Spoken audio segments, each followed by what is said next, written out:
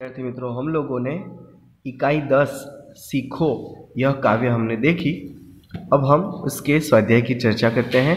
विद्यार्थी मित्रों, शब्दार्थ जो पाठ्य पुस्तक के अंदर दिए गए हैं वही यहाँ पर लिख देने हैं, ठीक है। फूल पुष्प, सूरज रवि भानु, नीत सदा प्रतिदिन, लता यानी वेल, भौरा मधुकर भौरा, पतझड़ पत्ते झड़ने की ऋतु यानी पानखर, तरु पेड़ वृक्ष, धीरज धैर्य धीरता, हवा वायु पवन, पृथ्वी धरा अवनी, कोमल नाजुक मुलायम, जलधारा यानी पानी की धारा या प्रवाह, पानी जल नीर। मुहावरे हैं यहाँ पर, ये रहे। शीश झुकाना, विनम्र होना, हमें सभी के सामने शीश झुकाना चाहिए। कोमल भाव बहाना, सुंदर विचार प्रकट करना, यह वाक्य है, हमें सभी के सामने कोमल भाव बहाना चाहिए। ऊंचे चढ़ना, उन्नति करना, धुएं ऊंचे चढ़ने की सीख देता है, धुआं ऊंचे चढ़ने की सीख देता है, सीख। अगर विद्यार्थी मित्रों जाइए, निम्नलिखित प्रश्नों के उत्तर लिखिए। दुख में हमें क्या करना चाहिए? दुख में हमें धैर्य रखना चाहिए। सूरज की किरणों से हमें क्या सीख मिलती है? सूरज की किरणों से हमें स्वयं जागकर दूसरों को जगाने की सीख मिलती है। कोमल भाव बहाने की सीख हमें कौन देता है? कोमल भाव बहाने की सीख हमें हवा के झोंके देते हैं। अंधेरा कौन दूर करता है? उजाला देकर दीपक अंधेरा दूर करता है। यह पाठ 10 का स्वाध्याय था। वो काव्य है विद्यार्थी मित्रों, पाठ नहीं है, ठीक है। अब इकाई 11 पर हम लोग आ जाते हैं। उसका नाम है सच्चा बालक। यह एक जीवन प्रसंग है। क्या है? तो आपके पास पाठ्य पुस्तक होगी। आप खोलकर यह इकाई पढ़िए। एक समय की बात है, एक लंबा काफिला बगदाद की ओर जा रहा था। रास्ते में उस पर डाकू टूट पड़े और लूटमार करने लगे। एक लंबा काफिला એટલે કે ટોળું, झुंड માણસોનું બગદાદ की ओर जा रहा था। આ બહુ સમય પહેલાંની વાત છે, જ્યારે પૈડું અસ્તિત્વમાં નહોતું, બરાબર, એટલા માટે બધા ચાલતા જતા હતા। रास्ते में उस पर डाकू टूट पड़े और लूटमार करने लगे। उस काफिले में एक 9 वर्ष का बालक था। वह एक और चुपचाप खड़ा रहकर इस लूटमार को देख रहा था। एक डाकू की नज़र उस लड़के पर पड़ी। लड़के के पास आकर वह डाकू कड़क कर बोला, तेरे पास भी कुछ है? लड़का, मेरे पास 40 अशर्फियाँ हैं। कितनी अशर्फियाँ हैं? 40 अशर्फियाँ हैं। डाकू चकित होकर, क्या कहा? तेरे पास 40 अशर्फियाँ हैं? लड़का, जी हाँ। डाकू लड़के का हाथ पकड़कर सरदार के पास ले गया। उसने अपने सरदार से कहा, यह लड़का अपने पास 40 अशर्फियाँ बताता है। छोकराने डाकूने सरदार पासे लई जवामां आव्यो, बराबर। सरदार હવે છોરાને પૂછે છે, सरदार लड़के से, तेरी अशर्फिया कहाँ है? बराबर। अशर्फिया એટલે સોનાના સિક્કા। તે સમયે પૈસા નહોતા એટલે સોનાના સિક્કા વ્યવહારમાં ચાલતા હતા। लड़के ने अपनी सदरी को फाड़कर उसमें छुपी अशर्फियाँ निकाली। कहाँ पर विद्यार्थी मित्रों? अपनी सदरी को फाड़कर उसमें छुपी अशर्फियाँ निकाली। उन्हें सरदार के सामने रखते हुए कहा, यह देखो सरदार। सरदार आश्चर्य से, लड़के, अशर्फियों को इस प्रकार से रखने का उपाय तुम्हें किसने बताया?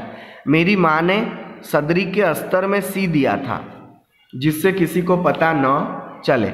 सरदार, तो तूने अशर्फियों का पता हमें क्यों बता दिया? लड़का, मैं झूठ कैसे बोलता?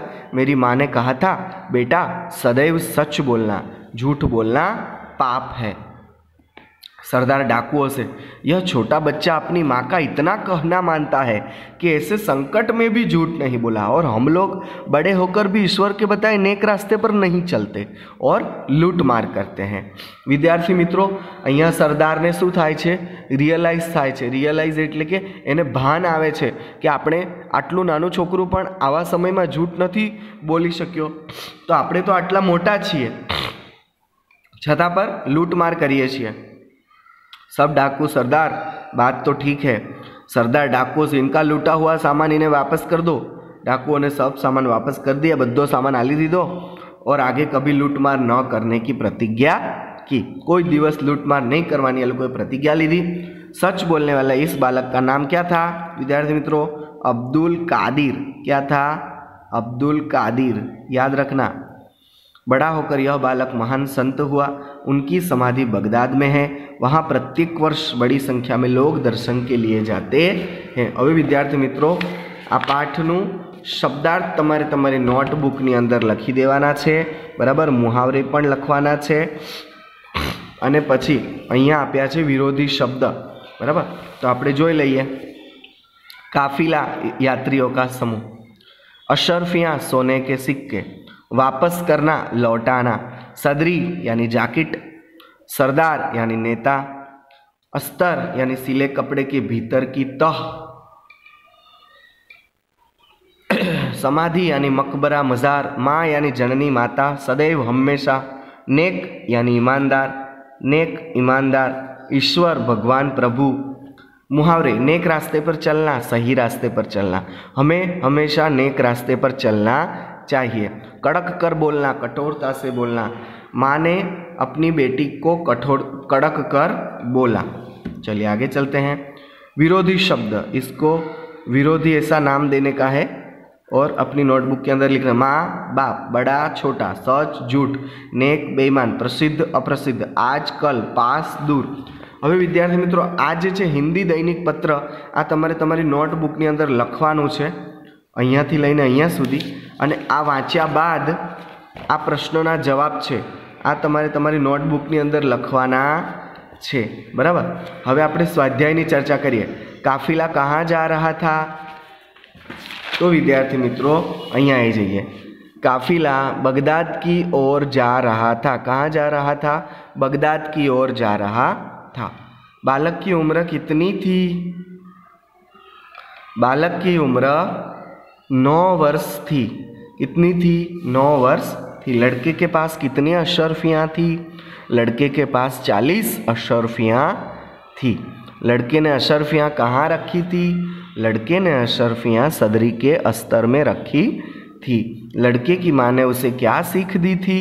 लड़के की माँ ने उसे सदैव सच बोलने की सीख दी थी। डाकुओं ने लड़के से क्या सीखा? डाकुओं ने लड़के से ईमानदारी सीखी। उन्होंने सोचा कि इतना छोटा लड़का अपनी माँ की सीख मानकर चलता है।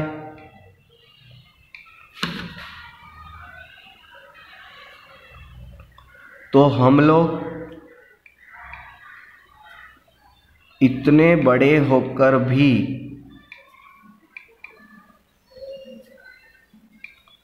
नेक काम नहीं करते। आटलू विद्यार्थी मित्रों चालसे। सच बोलने वाला बालक कौन था? सच बोलने वाला बालक अब्दुल कादिर था। अब्दुल कादिर की समाधि कहाँ है? अब्दुल कादिर की समाधि बगदाद में है। यानी कि मुहावरे, कड़क कर बोलना, कठोरता से बोलना, घुटने टेकना, हार मानना, नेक रास्ते पर चलना, सही रास्ते पर चलना, आँखों का तारा बहुत प्यारा, कान फूंकना, कान में